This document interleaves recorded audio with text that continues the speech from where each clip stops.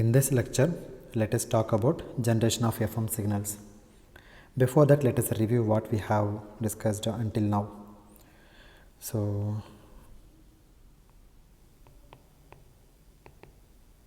a quick review. We looked at the bandwidth of FM signals in the last lecture. One of the important results that we derived was that the bandwidth of the angle modulated signal, it is given by the so-called Carson's formula.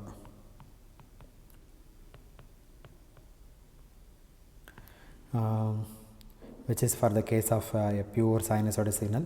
So the bandwidth is 2 times beta plus 1 times FM, and this is for the wide band FM signal, and we said beta is equal to maximum frequency deviation divided by FM, and if it is a general signal,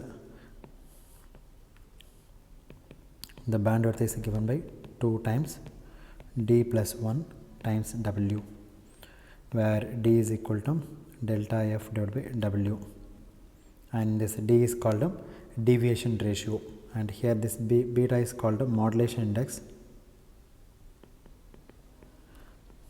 right, and this one is deviation ratio,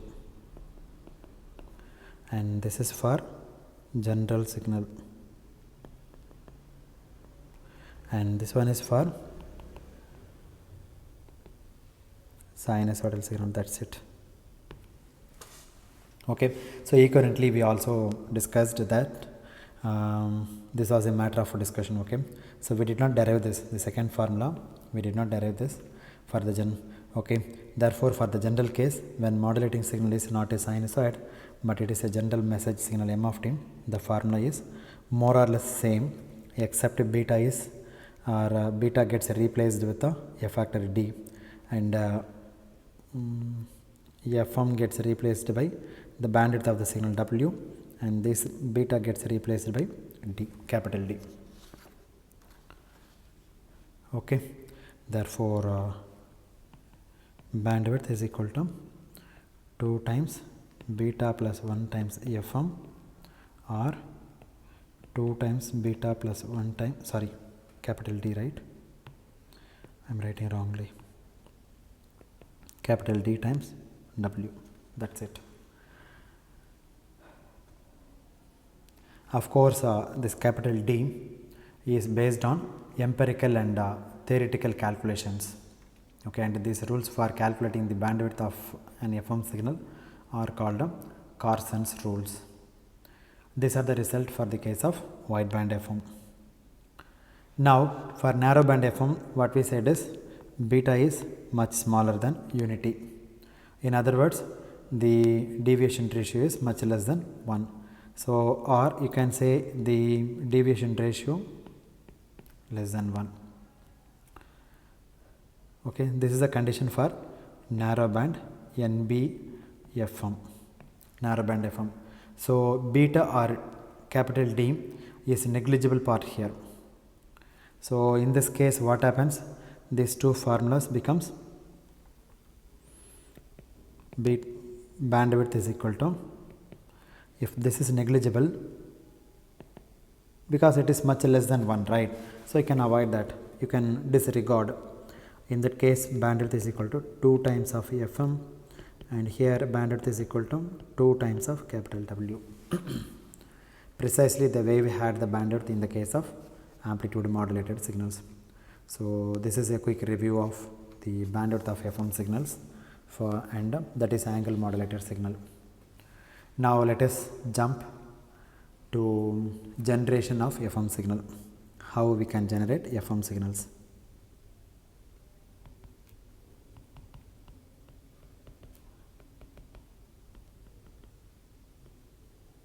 Okay, so let us first look at the generation issue. You can classify the various possible methods into 2 broad categories. The first one is direct method,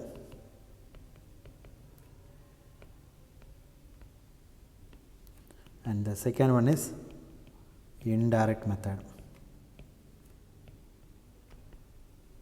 Indirect method. Now first let us start with a direct method, and then later on we will move on to indirect method. Fine. So the direct method actually uses a device, something called voltage controlled oscillator. Okay, just think about it, because using that we can generate the F1 signal. Generally, how do we generate a sinusoidal carrier? What do we need for that? An oscillator of suitable frequency. You take oscillator of suitable frequency, it generates some frequency, let us say carrier frequency. Now what do we want? We have a signal like this, A times cos of omega ct. Now I would like to increase the frequency or decrease the frequency. This is my carrier frequency, right? Now either increase the frequency depending on the amplitude of the message signal, right? This argument has to be increased or decreased with respect to amplitude of the message signal.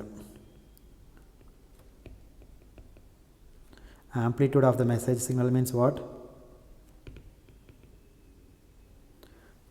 Voltage of the message signal. Therefore, this guy has to be controlled. That means what? The carrier frequency or the output frequency is controlled by whom? Voltage of the message signal. Amplitude means voltage of the m of t. So we have a device, that device is called VCO, voltage controlled oscillator. Now if you give m of t, based on the amplitude of the m of t, your output frequency either increases or decreases. It increases at most by a factor of delta f and decreases at most by a factor of delta f. Okay, so we want the frequency of this oscillator to depend on the amplitude of another signal. That another signal is what? Your message signal. So we need to modify this oscillator. Okay, that is called voltage controlled oscillator. So that the instantaneous frequency of this oscillator can be made to depend on the voltage of the message signal, right? And it is fortunately possible by using this voltage controlled oscillator.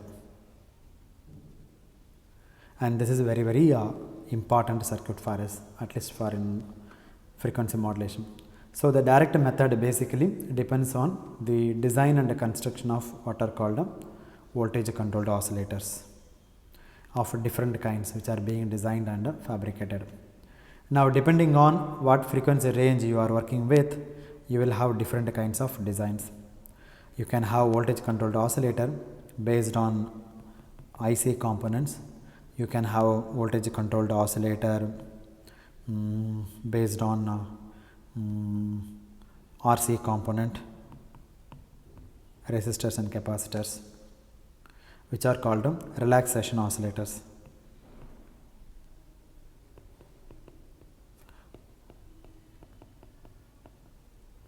Okay, I don't know whether you have come across a stable multivibrator in your either digital circuits or analog electronic circuits.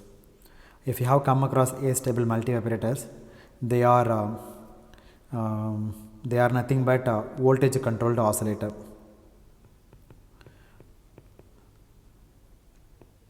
Voltage controlled oscillator.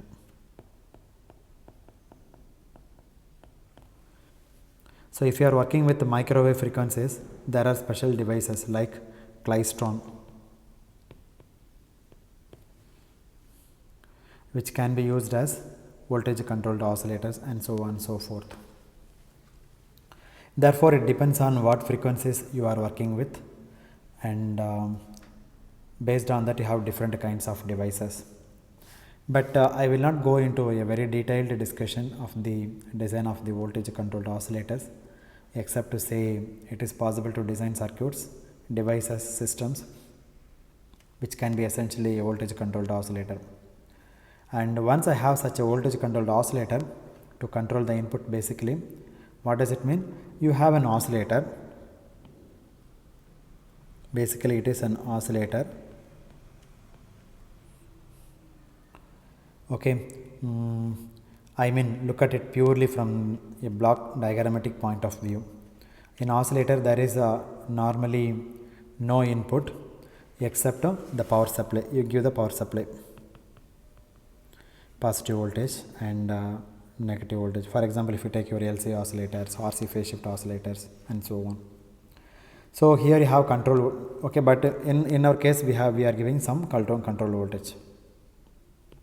Let me call the control voltage M of t, and the frequency of this oscillator will depend on the voltage applied here, how much voltage you are applying. So if you apply the modulating signal to the control terminal, this is control terminal,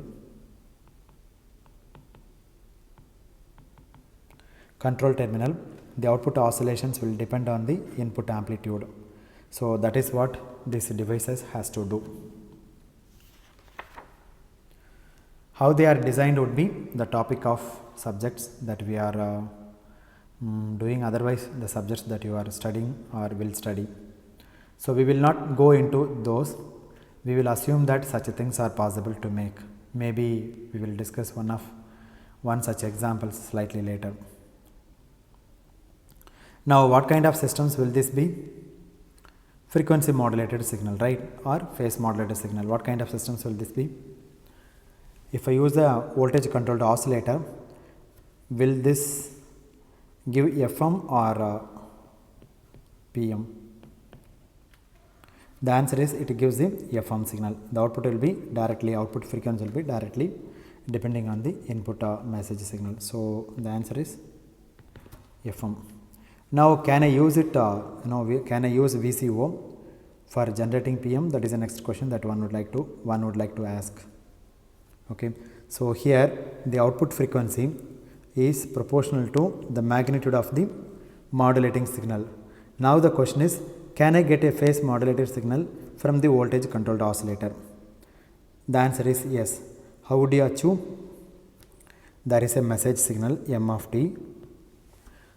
If I apply this M of t to a voltage controlled oscillator, I will get a FM signal.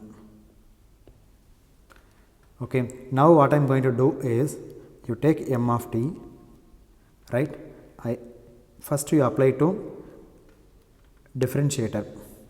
So you first differentiate it and apply to voltage controlled oscillator. I will get a phase modulated signal. Okay, do you remember why? I think I don't have to repeat it. Okay, we had enough discussion on this. Okay, but just to complete the discussion, remember that the instantaneous frequency of phase modulated signal would be proportional to the derivative of the message signal, right? So it is obvious, because instantaneous phase deviation is proportional to the message signal M of t.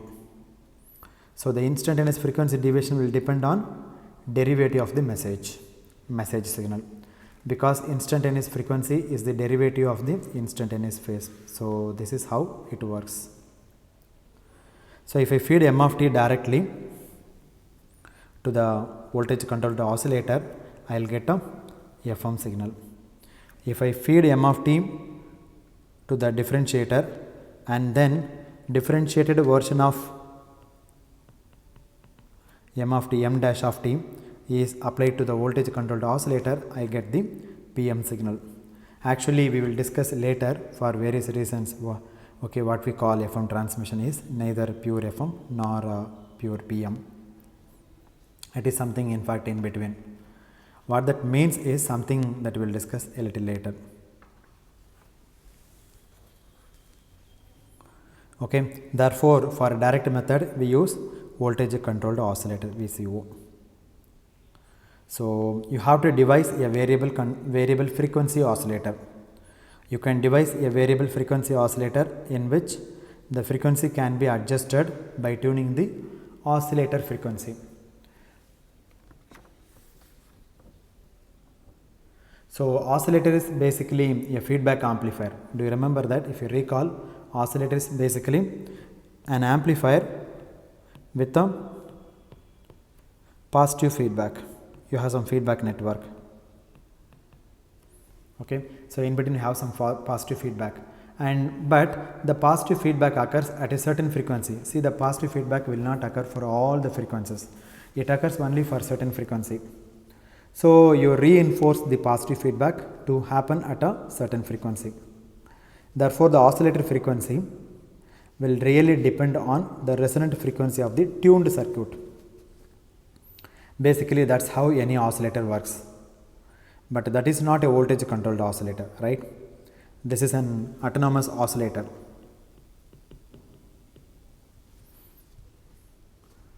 Supply the power to the oscillator, and in a few nanoseconds or microseconds, it will start to oscillate at the frequency of interest.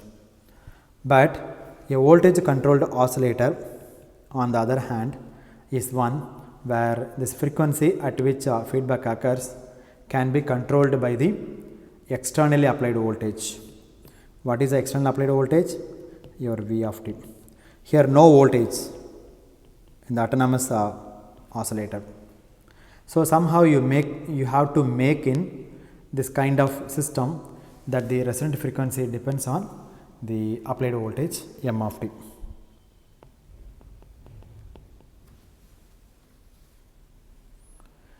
Therefore, if you can do that, then you have what is called a voltage controlled oscillator. So if you have a voltage controlled oscillator of this kind, your modulating signal can serve as the controlled voltage. So really speaking, this is my controlled voltage.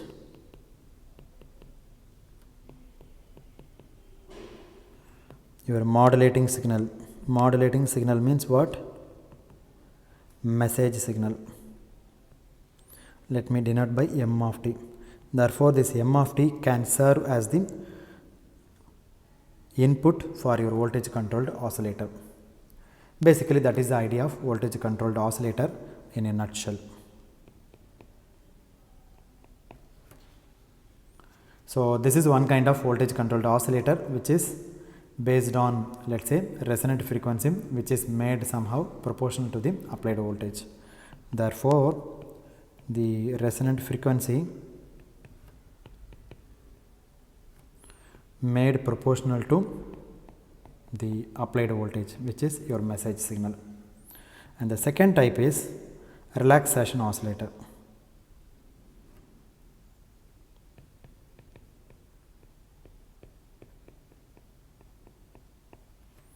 And this is A stable multivibrator. Example is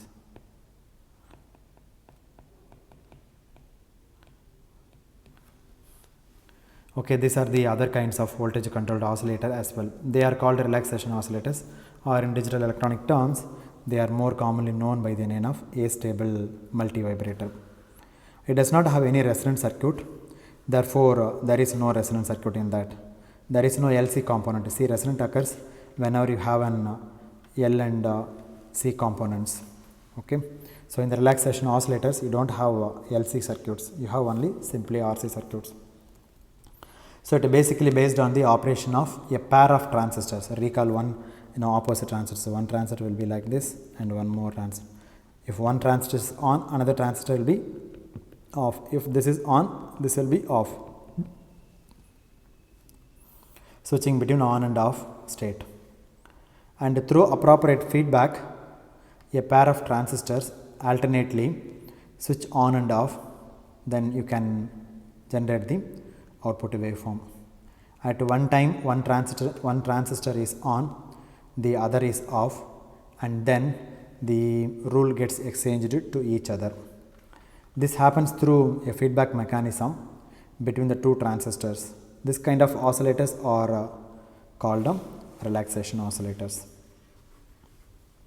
And as I said, this kind of oscillators doesn't use a resonant circuit. There is a reactive component in the circuit. Okay, there is a capacitance of some kind. There is a resistance, but there is no resonance at all. There is no resonance effect. The resonance effect is not used in the relaxation oscillator. So one more point is the resonant important point. Whenever you have a resonant oscillator, I mean it contains L and C component, then it produces a sine wave, I mean sinusoidal wave. Now if you have a relaxation oscillator,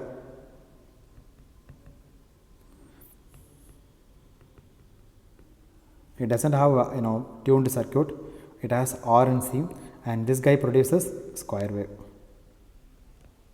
That's it.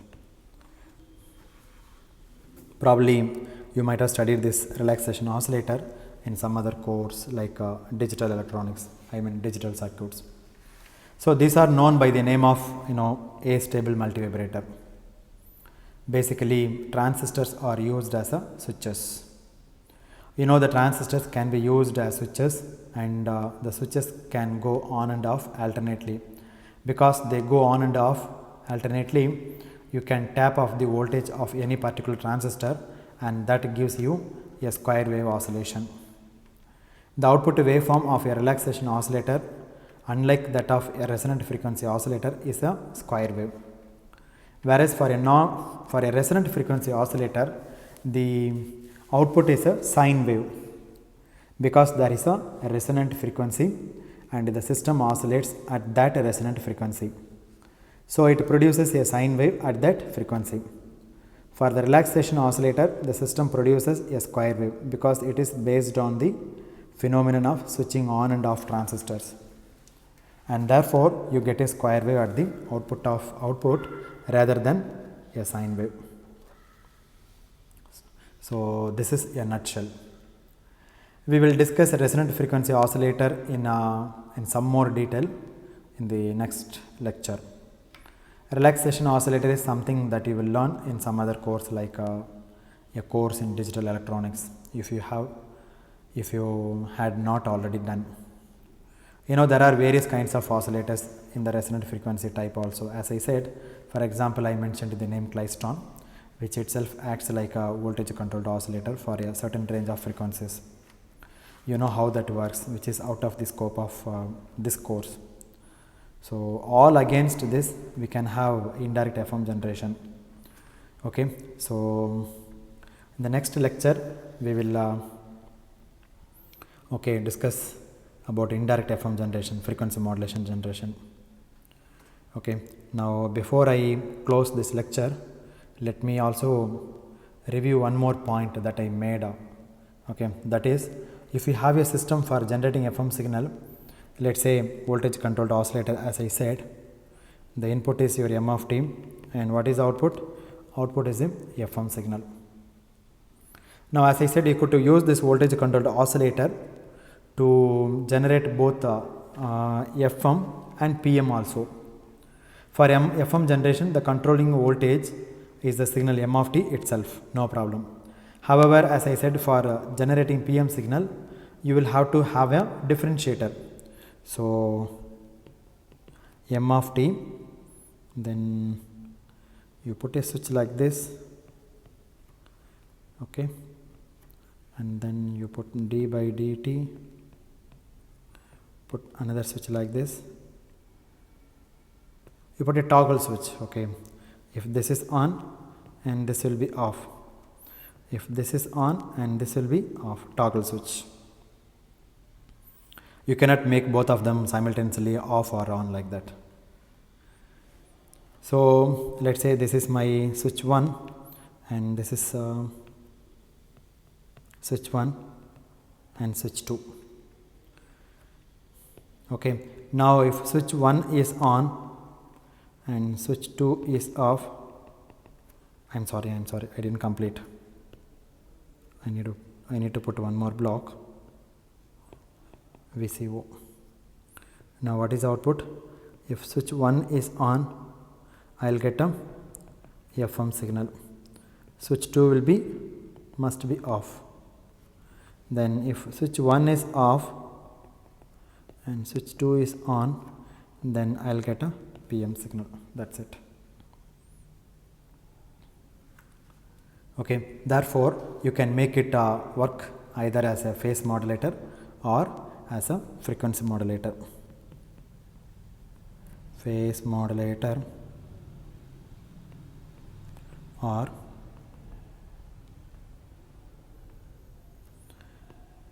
frequency modulator depending on the switch position.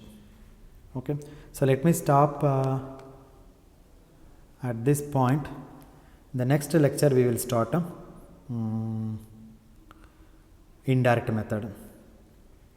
Okay, so that's how by directly you can generate the frequency modulated signal, and there are pros and cons in the direct method.